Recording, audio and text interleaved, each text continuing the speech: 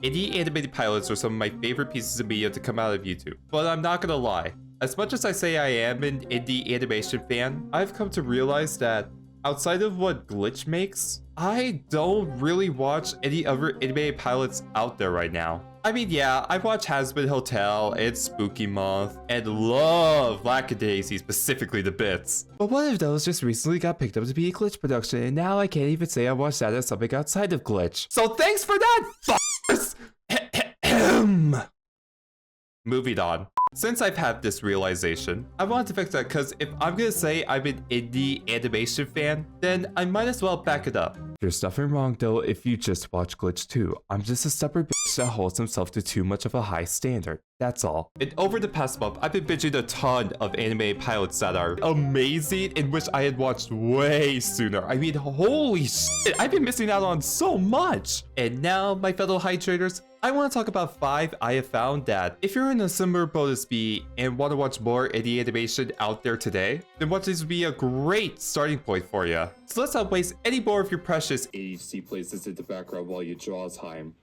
What? Yeah, I see you. And you're doing well, buddy. I mean, you're actually drawing and not using AI, which already makes your drawing not dog shit. And with that, here are 5 indie animated pilots that you will watch by the end of this video.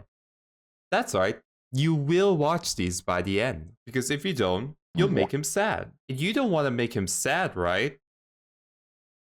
Right? Oh, good. I just wanted to be sure. All right, let's just skip to the first pilot now. The first animated The first animated pilot I wanted to talk about was the one that inspired me to make this video in the first place, and it's called The Art of Murder. It was created by the animation studio Chalk Chip, and it's about 4 pop culture characters who, during the night, come to life, no not that, from a young artist sketchbook named Pip. However, one night, a new original character, nicknamed OC, and drawn by Pip themselves, comes to life too, and their main 4 don't exactly have the best first impression of them. Which sucks because the very next night, OC has gone missing and is removed from the sketchbook entirely, which can only mean one thing, that someone in this room has murdered OC. Yeah, what he said. And it's up to our main 4 to now find out who has murdered OC. Yeah, we get it, dude. We get it. But in all seriousness, this pilot is just extremely charming and amazing. The premise of an artist's sketchbook coming to life, mixed in with the murder mystery element, coupled with the gorgeous animation, amazing voice acting, and the fact that it has a musical number too,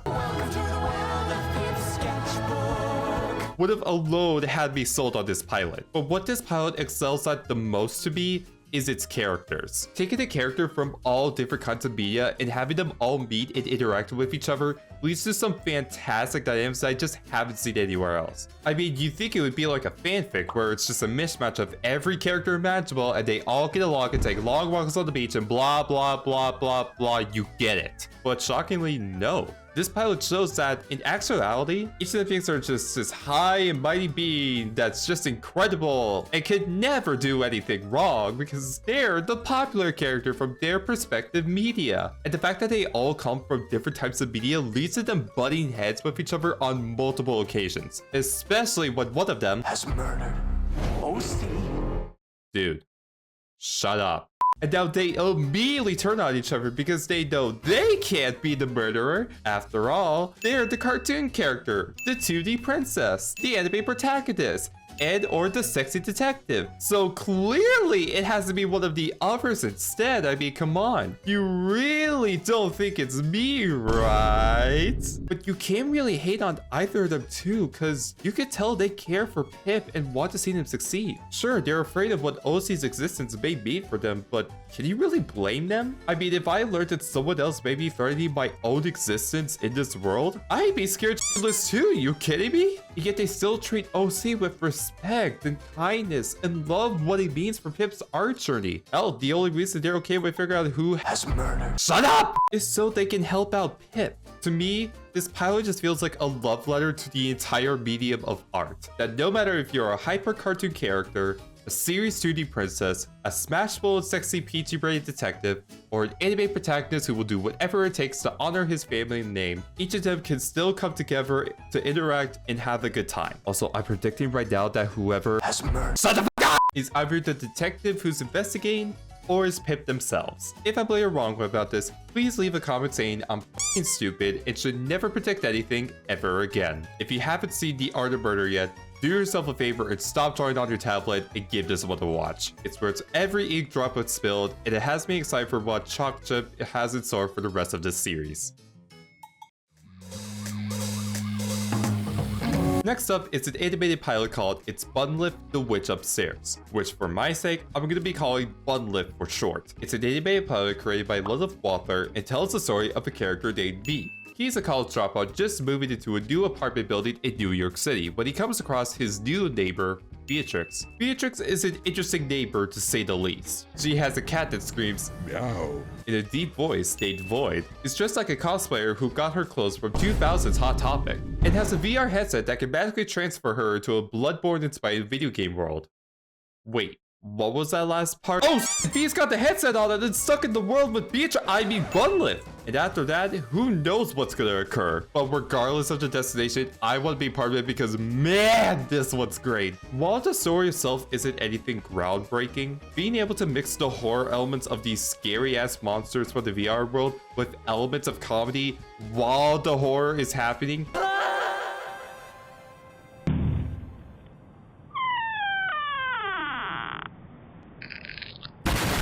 is no easy feat. And yet with Bunlith, they were able to do just that and create something really cool and memorable. Like, I love the pixelated low poly art style they have. It feels like it came straight out of the PlayStation 1 era of games while pushing itself in both the expressions and movements to make it all more lively. The world building of the VR world, along with the character designs of these monsters, is genuinely creepy. Especially that wolf lady. When she transformed into the wolf, my eyes went wide in fear. Plus, the score with this pilot is amazing.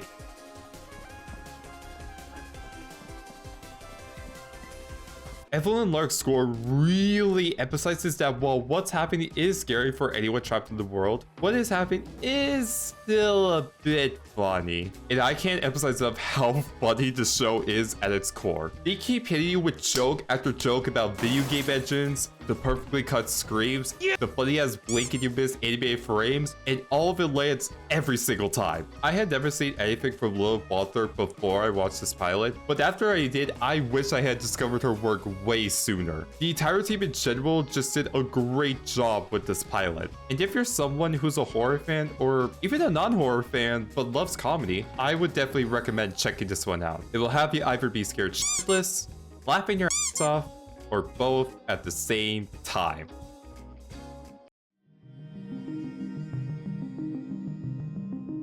Up next is probably the most dramatic and serious pilot on this entire list, and I mean that as a high compliment. It's called Godspeed and was created by Olin Rogers, who also created the hit animated series Final Space. I had never seen the show before, but I've heard great things about it, and I'm pissed off that it also had to finish its story through comic form instead of another season. Godspeed is a pilot about the journey of two survivors. One named Bowie, who is a karaoke robot that loves to party, and Iris, who sacrificed herself to be left behind when some ships took off and left humanity to die on a desolate Earth, soon to be wiped out by the Eon.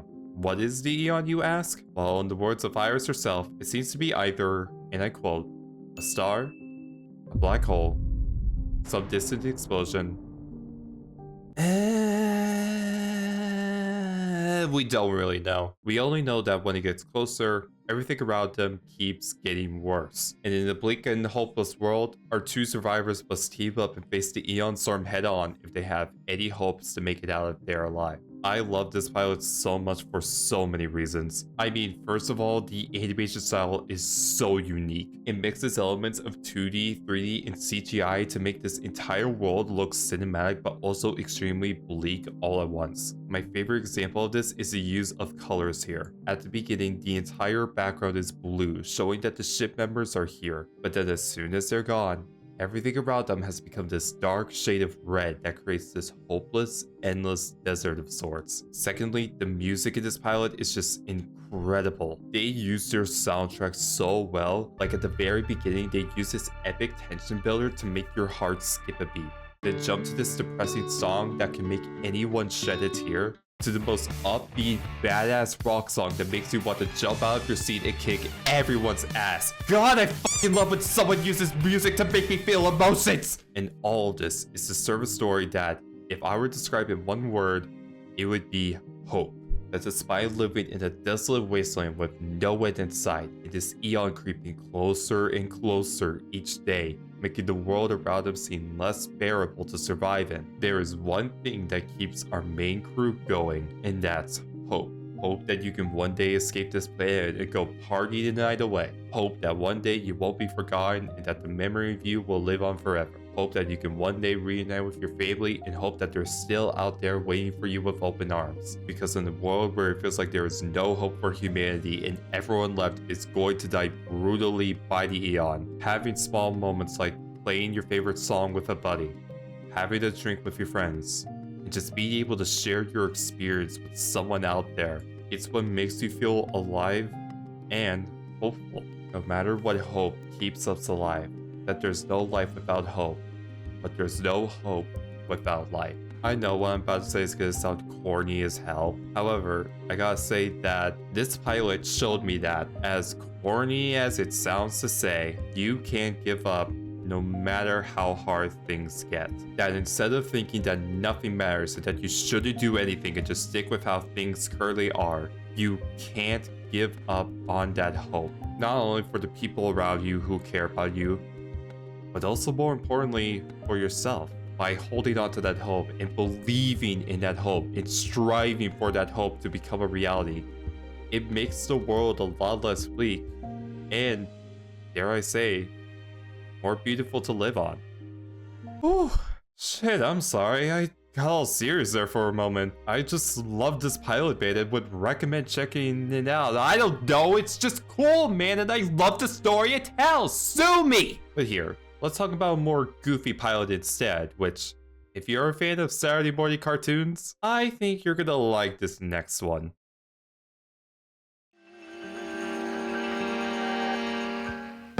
Here, we have an indie pilot called Plinko and Mark. Created by FuberX, it was made by the independent studio Thrash and Bash. Great studio name, by the way. This pilot follows two lifelong friends named, well, Plinko and Mark. Mark is a man who's just trying to live a normal life with the guidelines set out by everyone around him. Meanwhile, Plinko here is the exact opposite. He robs banks not only for the thrill of it, but somehow always gets away with it. So in short, Mark is the roommate who actually cleans up after themselves, and Plinko is the roommate who would light everything on fire. And you think the SpongeBob and Squidward-esque dynamic wouldn't work, but it somehow does, and it's great. I mean, to start out with, the character designs are top notch. You can tell just from looking at them exactly what kind of character they are and how they're gonna act in the show. It's like someone's doodle page came to life, and I love it. The voice acting for the characters is awesome, especially for Plinko and Mark, who apparently in the credits voice themselves, which is hilarious. They work off each other so well that it genuinely makes me believe that they're both in the same room together. Like, you cannot tell me that these aren't real living beings actually working a real life pizzeria. They're real to me, and they always will be.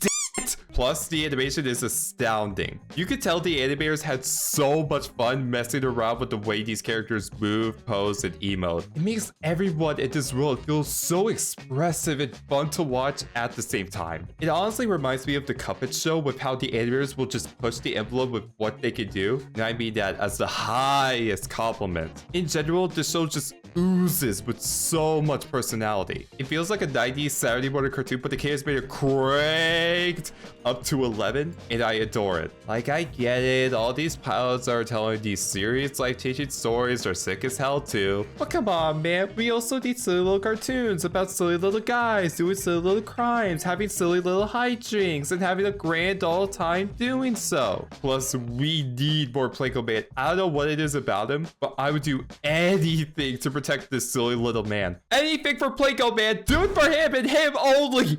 So yeah, if you couldn't tell already, I do highly recommend this pilot. It's just a great time, and if you're looking for something to turn your brain off for a bit and gonna get a laugh out of, then this pilot is perfect for you.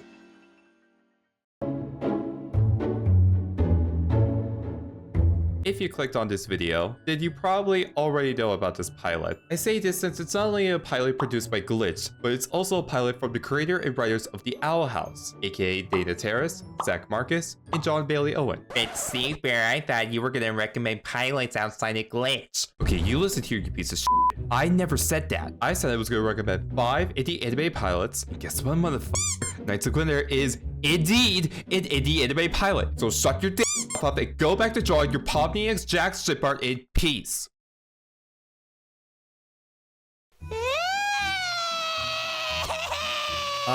Great. Now they're back in the corner crying again. Here, have some water and just let me talk for a second, okay?